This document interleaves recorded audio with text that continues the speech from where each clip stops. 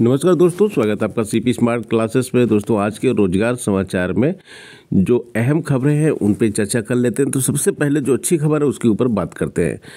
Roadways में 265 पदों पर परिचालकों की भर्ती के लिए विज्ञापन ऑनलाइन जारी कर दिया गया है। 16 जनवरी तक आवेदन किया जा सकता है। 265 पद हैं। सभी पद आउटसोर्सिंग के जरिए भरे जाएंगे। इसके लिए सेवा योजना वेबसाइट पर आवेदन की प्रक्रिया शुरू की गई है। आवेदन प्रक्रिया ऑनलाइन है। इस भर्ती में अनुसूचित जाति के 56, अनुसूचित जनजाति के 5, अन्य पिछड़ा वर्ग के 72 और सामान्य वर्ग के 119 और 13 पद आर्थिक रूप से कमजोर वर्ग के लिए आरक्षित किए गए हैं। तो जो भी छात्र इसमें इंटरेस्टेड है वो यहाँ पे फॉर्म भर सकते हैं। भर्ती की चयन प्रक्रिया जेम पोर्टल के जरिए चयनित firm messrs SS enterprises Raebareli के जरिए पूरी की जा रही। रोडवेज के क्षेत्रीय प्रबंधक एम.के. त्रिवेदी के मुताबिक परिचालकों की भर्ती प्रक्रिया शुरू की गई है और 16 जनवरी तक ये आवेदन लिए जाएंगे।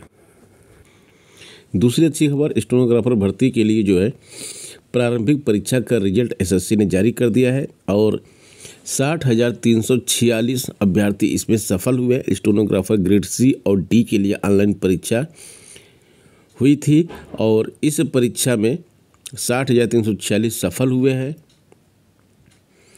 देश भर में 17 और 18 नवंबर 2022 को यह परीक्षा हुई थी। और एसएससी मध्य क्षेत्र की बात करें तो मध्य क्षेत्र जिसमें यूपी और बिहार आते हैं, इसमें ऑनलाइन परीक्षा के लिए 18 शहरों में केंद्र बनाए गए थे।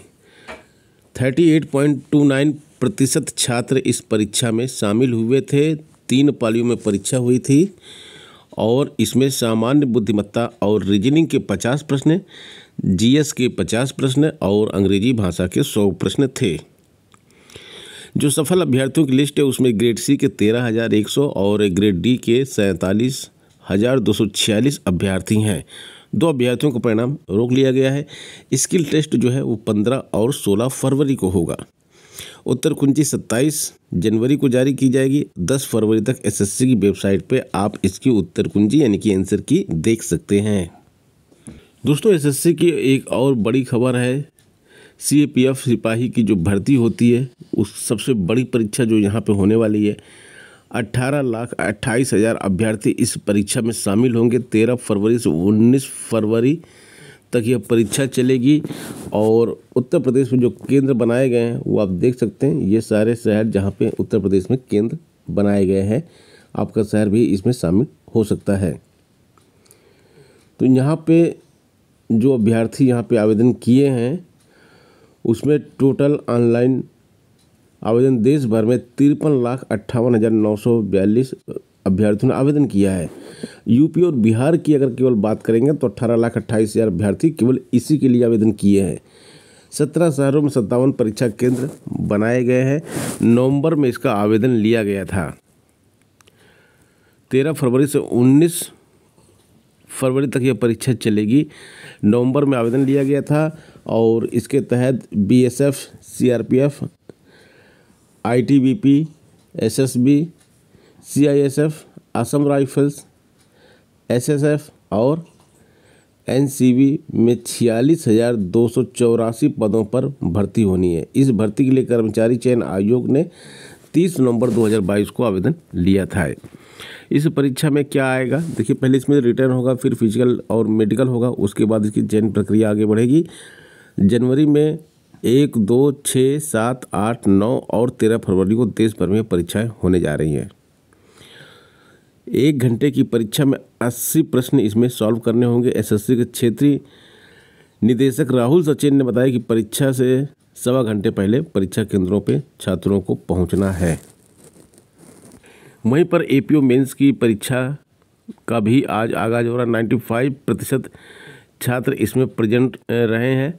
प्रारंभिक परीक्षा के लिए जो परीक्षा का जो रिजल्ट जारी किया गया था उसके बाद मुख्य परीक्षा का आयोजन किया गया है और एपीओ में कुल पदों की संख्या 69 है। 1054 अभ्यर्थी मुख्य परीक्षा के लिए क्वालिफाई किए हैं और यही 1054 अभ्यर्थी परीक्षा दे रहे हैं। तो पहले दिन ही अगर देखा जाए तो 1054 में से 1008 अभ्यर्थी परीक्षा में बैठे हैं और 46 अभ्यर्थी अनुपस्थित रहे हैं। तो अब कंपटीशन में 1008 अभ्यर्थी ही बचे हैं। ये पहली पाली में थी, लेकिन दूसरी पाली में यहाँ पे जो छात्रों की संख्या थी वो 3 और कम हो गई। जो 1008 अभ्यर्थी थे वो घटकर 1005 अभ्यर्थी बचे हैं। तो अब 69 पदों के लिए कंपटीशन कितने लोगों में है? 1005 लोगों में कंपटीशन बचा है। उत्तर प्रदेश लोक सेवा आयोग ने रिजल्ट भी जारी किया है। असिस्टेंट प्रोफेसर यूरोलॉजी के 3 पदों की भर्ती का अंतिम परिणाम उत्तर प्रदेश लोक सेवा आयोग ने जारी कर दिया है। इसमें एक ही पद के लिए अभ्यर्थी मिले हैं, जबकि 2 पद रिक्त रह गए हैं। राजकीय मेडिकल कॉलेजों के लिए यह भर्ती विज्ञापन संख्या 2021-22 के तहत जारी की गई थी। असिस्टेंट प्रोफेसर यूरोलॉजी के 3 पदों के लिए 8 अभ्यर्थियों को साक्षात्कार के लिए बुलाया गया था। 4 जनवरी को साक्षात्कार हुआ। रिक्त पदों के सापेक्ष अनारक्षित वर्ग के अभ्यर्थी अलंकार जायसवाल का चयन हुआ है। ओबीसी और एससी वर्ग के योग्य अभ्यर्थी नहीं मिलने से पद रिक्त रह गए हैं। बेरोजगारी के इस दौर में रोजगार देने का बीड़ा टीसीएस ने उठाया है। 1,25,000 से ज़्यादा नौकरियां दिसंबर इससे अगले आने वाले समय में टीसीएस देगी। टीसीएस आप सबको मालूम है कि देश की सबसे बड़ी सॉफ्टवेयर निर्यातक कंपनी है। टाटा कंसल्टिंग सर्विसेज टीसीएस अगले वित्त वर्ष में पूरे साल भर में 1.25 लाख रोजगार ये देगी। और टीसीएस की सैलरी वगैरह भी काफ़ी अच्छा पैकेज रहता है। तो आप अगर सॉफ्टवेयर फील्ड से हैं तो यहाँ भी ट्राई कर सकते हैं और इस पर ध्यान रखे रहिए कि जैसे ही यहाँ पे वैकेंसी आए तो आप इसमें अप्लाई करके जॉब पा सकते हैं। बिजली के भुगतान पे बहुत बड़ी जो है यहाँ पे चेंजेस होने जा रही है। जो उपभोक्ता है उसको जो है 23% ज़्यादा पैसा देना पड़ेगा बिजली के बिल में। जो प्रस्ताव है अभी अगर आप 100 यूनिट तक बिजली जलाते हैं तो आपको 3 रुपये प्रति यूनिट बिजली का चार्ज देना पड़ता है, लेकिन जो प्रस्तावित चार्ज है उसमें आपको 3.5 रुपये 1 यूनिट का देना पड़ेगा। और जो फिक्स चार्ज है 50 रुपये वो भी आपको 55 रुपये हो जाएगा। इसी तरह से आप 100 यूनिट तक जलाते हैं तो 6.5 रुपये हो जाएगा। और पहले हमने बताया लाइफ लाइन घरेलू कनेक्शन जो 100 यूनिट से कम होता है, 100 यूनिट से जैसे ही ऊपर बढ़ेगा तो ये जो है कनेक्शन का इसका जो चार्ज होगा पहले 5.5 रुपये था, अभी 6.5 हो जाएगा। और 151 से 300 तक 6 रुपये प्रति यूनिट था पहले, अभी 7 रुपये प्रति यूनिट हो जाएगा। 300 से ऊपर की जो यूनिट आप जलाएंगी बिजली पहले 6.5 रुपये हुआ करती थी, अब 8 रुपये प्रति यूनिट की रेट से बिजली का दर होगा। यानी कि सीधे सीधे 23% यहाँ पर बिजली का बिल आपका बढ़ने वाला है। अगर आपका बिजली का बिल 1 महीने का 1000 आता है तो समझ लीजिए ये लागू होने के बाद आप उतनी ही बिजली जलाएंगे, लेकिन आपका जो बिल आएगा 1230 रुपये आएगा। यानी कि 1000 वाला बिल आपका 1230 रुपये हो जाएगा। इतनी महंगाई बढ़ जाएगी। यूपी बोर्ड की परीक्षाएं इस बार काफ़ी पहले शुरू हो रही हैं। 16 फरवरी से परीक्षाएं शुरू हो रही, 3 मार्च की परीक्षाएं समाप्त हो जा रही हैं। सीबीएसई से पहले ख़त्म हो जाएगी यूपी बोर्ड की परीक्षा और इसकी पूरी तैयारी कर ली गई है। और यहाँ पे जो है इसकी डेट्स भी दे दी गई हैं। हाई स्कूल की परीक्षा 16 से 5 मार्च, वहीं इंटरमीडिएट की परीक्षा 16 से लेकर 4 मार्च तक चलेगी। टीजीटी पीजीटी की बात भी कर लेते हैं। नए आयोग के खिलाफ बेरोजगारों का प्रदर्शन लगातार जारी है। उत्तर प्रदेश शिक्षा सेवा चयन आयोग के गठन के खिलाफ युवा मंच से जुड़े बेरोजगारों ने सोमवार को पत्थर गिरजाघर स्थित धरना स्थल पर प्रदर्शन किया। चेतावनी दी कि नए आयोग के गठन संबंधी प्रस्ताव को वापस नहीं लिया गया तो प्रदेश व्यापी आंदोलन होगा।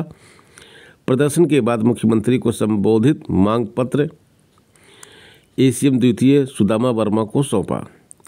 युवा मंच संयोजक राजेश सचान और अध्यक्ष अनिल सिंह ने आयोग के गठन पर सवाल उठाते हुए कहा कि प्राथमिक विद्यालय, अशासकीय सहायता प्राप्त माध्यमिक विद्यालय और महाविद्यालय, तकनीकी शिक्षण संस्थाएं आदि में शिक्षकों की नियुक्ति के लिए अभी अलग अलग चयन प्रक्रिया अपनाई जाती है। एकीकृत आयोग में किसी वजह से चयन प्रक्रिया बाधित हुई तो संपूर्ण भर्ती पर असर होगा। ज्ञापन में नए आयोग के प्रस्ताव को तत्काल वापस लेने, टीजीटी, पीजीटी, असिस्टेंट प्रोफेसर समेत सभी लंबित व प्रस्तावित भर्तियों को समयबद्ध पूरा करने के लिए परीक्षा कैलेंडर घोषित करने, प्रदेश में रिक्त 6 लाख पदों पर चयन प्रक्रिया शुरू करने आदि की अपील की गई। इसके साथ साथ ही हम आपको यहाँ पे बता दें एक चीज़ और कि शिक्षक भर्ती में जो पद बढ़ाने के लिए अनशन किया जा रहा है वो भी जारी है वहाँ पर चयन बोर्ड के कार्यालय पे। और यहाँ पे 2 गेट है, दोनों गेटों पे अलग अलग गुट के छात्र धरना दे रहे हैं। प्रतियोगी छात्र मोर्चा के अध्यक्ष विकी खान के नेतृत्व में विष्णु तिवारी, लकी दुबे, कृपा शंकर निरंकारी, राजेश कुमार, रमेश कुमार, सत्येंद्र यादव, सिंहासन सिद्धू, सुमन, बबीता, चंद्रकला, मधु, नेहा, कल्पना व रंजीत सिंह ने पद बढ़ाने की मांग की। वहीं दूसरी तरफ ओझा जी के समर्थन में भी छात्र गेट पर डटे हुए हैं। तो सब मिला के अब 3 तरफ से जो है टीजीटी, पीजीटी की परीक्षा करवाने के लिए प्रेशर डाला जा रहा है। देखते आगे इसमें क्या होता है। दोस्तों, आज के वीडियो में बस इतना ही। मिलते हैं नेक्स्ट वीडियो में। धन्यवाद।